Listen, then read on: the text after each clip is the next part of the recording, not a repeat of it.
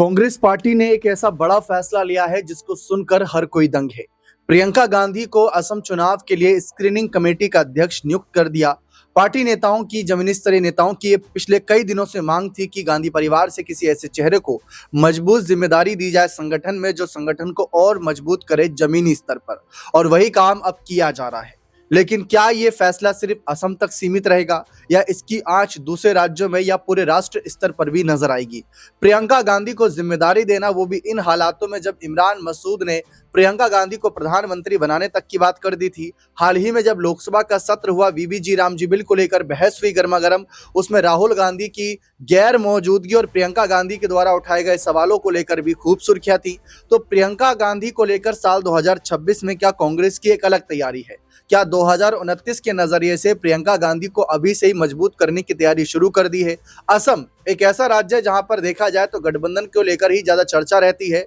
लेकिन अंततः एनडीए दल बाजी मार जाता है और कांग्रेस ऐसे राज्य में प्रियंका गांधी को जिम्मेदारी दे रही है। यहां से दो सवाल उठते हैं। अगर प्रियंका को आगे बढ़ाना ही है और उनको ऐसा दिखाना है कि इनके फैसले से हम राज्य जीत रहे हैं, हम चुनाव जीत रहे हैं, तो क्यों ना किसी एक आसान राज्य की तरफ उनको भेज दिया जाता जहां पर वो जिताती और ये नाम हो जाता कि चलिए उन्होंने जिता दिया। लेकिन असम एक ऐसा राज्य है जहां पर हिमंत बिस्वा शर्मा पहले से ही अपने पैर मजबूत किए हैं, एनडीए दल को मजबूत किए हैं। उनके सामने यहां पर चुनौती पेश करेंगे और अगर कल को हार जाती है कांग्रेस, तो प्रियंका गांधी की किरकिरी हो जाएगी कि इनके नेतृत्व में हार गए, स्क्रीनिंग कमेटी के अध्यक्ष होने के बावजूद भी चुनाव हार गए। हाल ही में पहले अशोक गहलोत के नेतृत्व में मध्य हमने देखा बिहार का चुनाव मुख्य प्रभारी बनाए गए, वो हार गए, फिर उसके बाद वहां पर उनकी किरकिरी हुई। अब क्या प्रियंका गांधी की बारी है? क्या ऐसे कर करके कांग्रेस अपने सभी चेहरों को दांव पर लगा देगी और एकमात्र विकल्प राहुल गांधी का रखेगी? इसी मुद्दे पर चर्चा करते अपने खास वरिष्ठ सहयोगी अमन सर से कि सर, क्या लगता है कि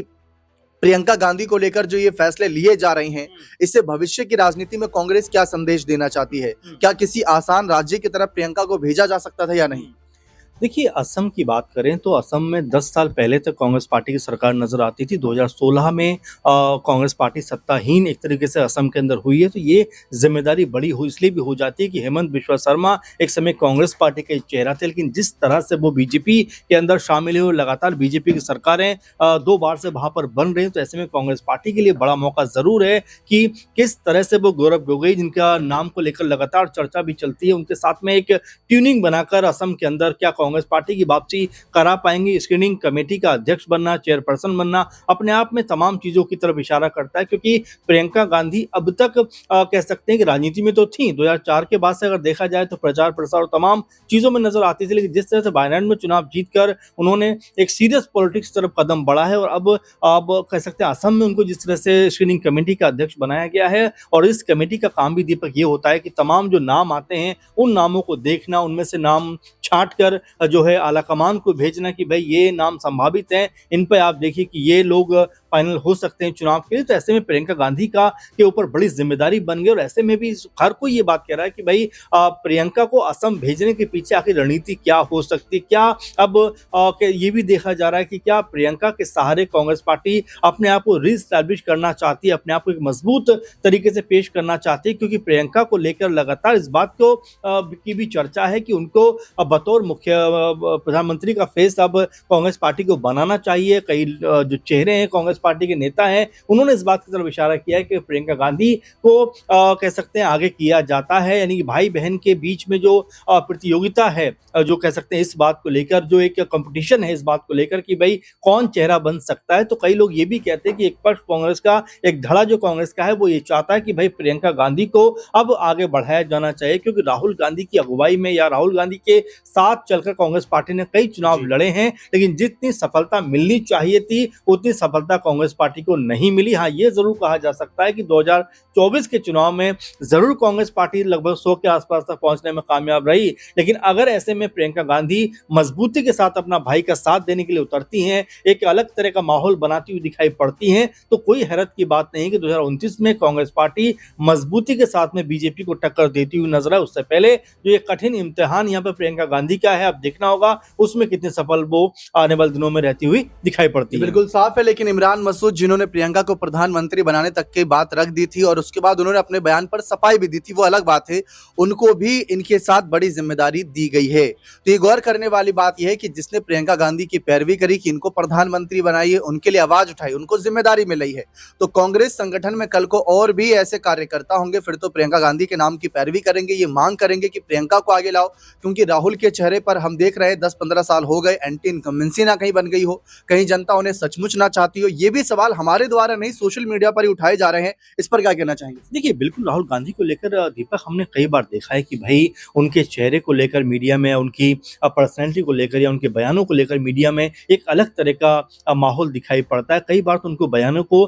तोड़ मरोड़ कर पेश किया जाता है, जिनका सच्चाई से कोई लेना देना भी नहीं होता, लेकिन उनकी जो इमेज एक बन गई है, उससे ऐसा लगता है कि जमीनी स्तर का जो कार्यकर्ता है कांग्रेस पार्टी का या जो कांग्रेस पार्टी के नेता हैं, कहीं ना कहीं कनेक्ट करने में कई बार चूक जाते हैं। और यही वजह है कि जिस तरह का जनाधार कांग्रेस पार्टी को मिलना चाहिए वैसा मिलता हुआ दिखाई नहीं पड़ता। आप देखें, हरियाणा में ऐसा लग रहा था चुनाव कांग्रेस पार्टी के पाले में, लेकिन पार्टी चुनाव हार जाती है। मध्य प्रदेश में भी ऐसा लगा कि पूरे का पूरा चुनाव जो है वो कांग्रेस पार्टी की तरफ शिफ्ट हो गया, लेकिन जब परिणाम सामने आते हैं तो कह सकते हैं कांग्रेस पार्टी चुनाव हार जाती है। तो ये तमाम मौकों पर देखा गया है कि राहुल गांधी के कह सकते सुनने के लिए उनकी जो रैलियां होती है उसमें बहुत भीड़ तो दिखाई पड़ती है, लेकिन वो भीड़ वोटों में तब्दील नहीं हो पाती। और यही वजह है कि जब भारत जोड़ो यात्रा उन्होंने की और इस तरह से एक और यात्रा उन्होंने की, उसमें भी अपरंपार भीड़ दिखाई दी, लेकिन वो भीड़ भी उतनी वोटों में तब्दील नहीं हो पाई जिसकी उम्मीद कांग्रेस पार्टी कर रही थी। लेकिन हाँ, ये जरूर कहा जा सकता है कि उन रैलियों का या उस तरीके से जो उन्होंने पूरे भारत का भ्रमण किया, यात्रा की, उसका फायदा कांग्रेस पार्टी को कुछ हद तक मिला, क्योंकि कांग्रेस पार्टी 100 तक पहुंचने में कामयाब रही। अब यहाँ बड़ा सवाल ये बन जाता है कि क्या प्रियंका गांधी अब अपने भाई के साथ कंधे से कंधा मिलाकर आगे बढ़ना चाहती है, क्या सपोर्ट उनको देना चाहती है? क्योंकि आप देखेंगे कि प्रियंका गांधी को लेकर भी जिस तरह का माहौल कांग्रेस पार्टी के अंदर डेवलप हो रहा है, उससे ये जरूर पता लग रहा है कि भाई पार्टी भी चाहती है कि राहुल गांधी तो चलो ठीक है, लेकिन उनके साथ में एक और चेहरा एस्टैब्लिश होना चाहिए, क्योंकि कई जगह पर तो ये मांग भी आ रही है कि अब उनको कार्यकारी अध्यक्ष भी बनाया जा सकता है या उनको अध्यक्ष भी बनाया जा सकता है, क्योंकि अब खड़गे जी की उम्र भी हो रही है। और इस तरह की तमाम जो चीजें निकल कांग्रेस पार्टी की तरफ से आ रही है कि भाई प्रियंका गांधी को अब थोड़ा आगे करना चाहिए। तो हो सकता है कि असम के जरिए अब कांग्रेस पार्टी प्रियंका गांधी को आजमाना चाहती हो, और इस परीक्षा में प्रियंका गांधी कितना सफल होंगी तो आने वाला वक्त ही तय करेगा। बिल्कुल साफ है, प्रियंका गांधी के सामने चुनौतियां कई सारी रहेंगी, क्योंकि हिमंता बिश्वा शर्मा जैसा कि जिक्र करा मजबूत नेता बताए जाते हैं असम में, और इसके साथ साथ कुछ और राज्यों में भी इलेक्शन है, तो वहां पर भी कांग्रेस की मौजूदगी को लेकर चर्चा रहेगी।